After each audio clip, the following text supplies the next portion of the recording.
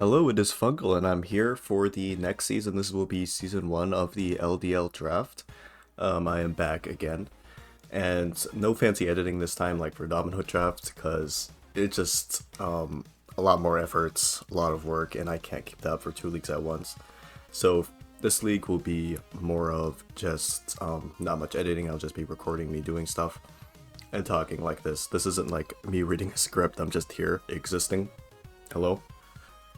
But anyway, I will get into my team. Now, starting off, I think I had like third pick or something really early, so pretty much everything was available to me at that time. And the first one I decided to pick was Mega Diancie. Obviously, a very strong Pokemon, but I don't know, I haven't really used it before, so I wanted to pick something I haven't had experience with. As far as Mega Diancie goes, it's obviously very strong, but also I feel like it just invites really a lot of counterplay. Every time I see anyone use it, always there's like Scarf Ironhead comes out, AB Monster will take it on, Bullet Punch, whatever you want. This Mon has very defined counterplay, so I'm a bit worried about its performance, but I'll give it a shot for sure. Next up, I had no idea what I wanted next, so I went to the random Mon picker. And after a few legal picks, it gave me back Excalibur, and I was like, you know, fine, that one's really strong. I've used it like once, so I'll give it another shot. Obviously, super high attack stats, like 130, I think.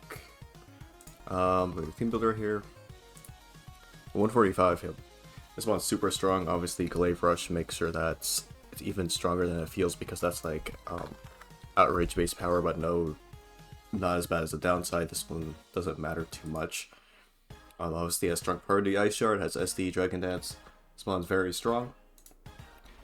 And next up, I just wanted to figure out what I wanted, so I just finished the Fairy Dragon Steel Core. So I just went to the random Mon generator again. Got a few more illegal picks like Makirina, Arceus Steel. Then I finally got Melmetal, and I decided this would be a good way to round it out. All have very different speed tiers: 110, 87, 34. This one, unlike the other two, can't really boost and sweep. It is more of a sort of bulky wall breaker, maybe defensive mon, maybe offensive mon. Can do whatever it wants. Can even be a bit of a support mon with Thunder Wave. And with that, I just got a very strong core to start off with. And looking at this so far, I do resist a lot of moves, but I am pretty weak to steel types in general. Melmetal is my steel resist, but of course it has trouble breaking through steel type itself. Superpower isn't that strong, doesn't have Fire Punch. Earthquake is okay, I guess, but again, it's really slow. A lot of steel types can beat this thing 1v1. So I decided to grab Slowbro next. Bulky Water is insanely good steel resist in that regard.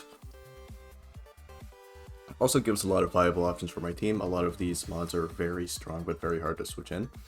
So I decided a really good teleport mon like this would be able to get them in very easy. It even has a few options in the screen.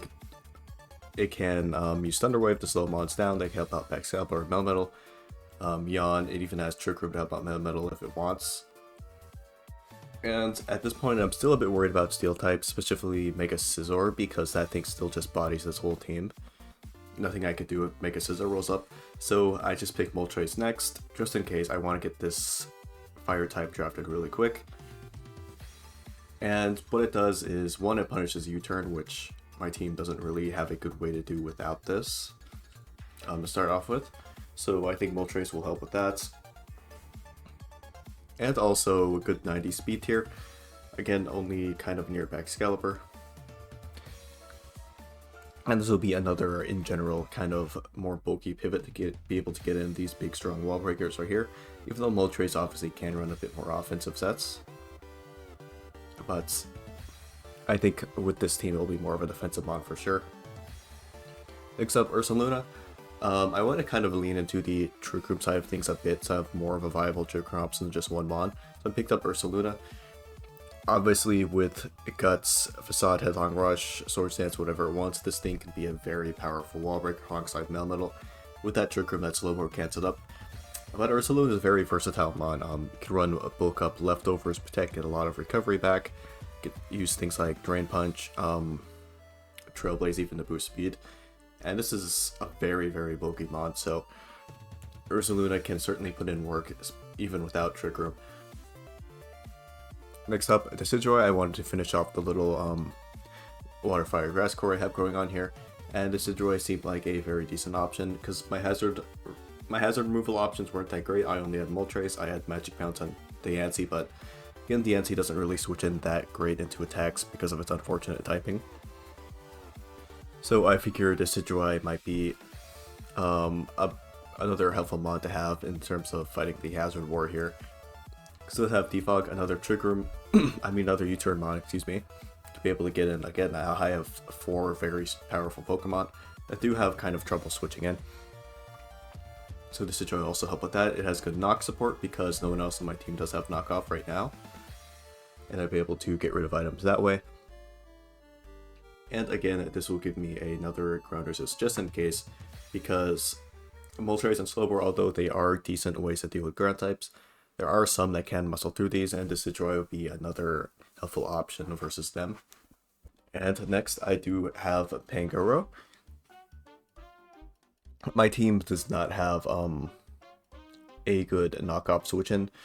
Like Diancie, again, it's a rock type, so I wouldn't trust it to switch into most knockoffs. Pangoro can take those of these. Also take Shadow Ball if I don't want to switch in Ursaluna. For instance, it's a ghost type like Golden Go, which can hit Ursaluna on a switch with a super strong Make It Rain. I feel like something like AV Pangoro can be very helpful in that regard. And again, with the Trick Room option, this thing can be very powerful. This has a super high attack stats. I'll go check it right now. Yeah, 124. Iron Fist, not too helpful. Mold Breaker and Scrappy, and no exceptional abilities here. But this one will actually throw off stabs, actually strong knockoffs, unlike Decidueye. Obviously, the Close Combat super high base power can make this attack stat put in definitely more work. Even run Drain Punch and make this a bit bulkier, though this thing has very mid bulk in general. And this thing also does have Parting Shot, so I can use this. I can pivot out with this thing if I want. So I think Pangoro for, I think like a 5-pointer is going to be very useful for me. Next in is Raikou. Raikou helps out my speed tiers a bit, gives me 115, so at least I have 2 mods to worry about that are very fast. Also puts a bit of pressure on opposing teams' ground types because it does have Scald, and if they do lose their ground type, this thing can go for Volt Switch for free. And this has pretty decent special attack, 115 here, along with its 115 speed. No exceptional abilities, unfortunately, but this thing can be a potent late game Calm Minesweeper too. I think Raikou can give my team some much needed speed for when I don't want to play a bulkier, longer game. Second to last, we have Rabsca. Rabsca is actually very cheap because we're discussing it, but in the rules, Revival Blessing actually isn't banned. So even if this changes and I can't use Revival Blessing, I think Rabsca is still going to be a very useful mod. But obviously with Revival Blessing, this can make my team very scary, especially since I have a lot of potent choice users. I could use them to break through walls and let them die, and then just bring them back. They could get right back into action, go for that again. Especially if I control the speed tiers like this. Something like Scarf Backs can get a few kills, it can die, then I can bring it back, get more. Or obviously Ursaluna and Trick Room can weaken something like a Corviknight to half health before it dies to Body Press or something. They could come back in later and do the same thing again after Corviknight's been removed. But Rabsca in addition does have Trick Room itself, so I have a second setter that isn't Slowbro. I think Diancie gets it too, but obviously with Diancie it's not going to be as useful. And Rabsca, I think, very underpriced even if it doesn't have Revival Blessing. It does have some very useful moves. Obviously it can hit Dark types with Bug Stab. Dazzling Gleam has Earth Power for Steel types. Energy Ball, Future Sight. You can even set up with like Iron Defense. It has Cosmic Power, Power Gem, Memento. It has Screens. Rabsca, despite its very bad typing, it had pretty decent stats. I think this one could definitely put in a lot of work. And for the last pick, here we have Weezing. The only other 2 grounded poisons that I had the points remaining for were Muck and Ariados. And Ariados is obviously very bad, and Muck is, I'd argue, worse. So I'm not picking Muck.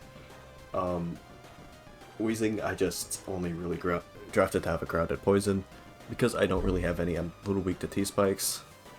Obviously I have a Magic Bounce user, I have 2 Defoggers, and I do have a Gutsmon that can take advantage of those, but I still want the option to remove them just in case.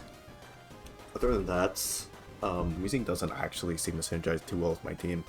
Slowbro and Moltres do the job of the Poke Physical Wall really well already. I suppose versus something like Garchomp, which does have access to like Stone Edge and Moltres, it can maybe run like Draco Meteor to hits Slowbro. Weezing can be a good mid-ground for that. But other than that case, yeah, Weezing I don't expect to come that often. He does have T-Specs though, so I might bring him for that. And that's it. That's my team for Season 1 of the LDL. This will be a very long season because there's 18 members, and I think we're battling everyone, so it should be 17 battles, 17 weeks. So these videos will keep coming for a while, but that is all. I'll see you guys next time.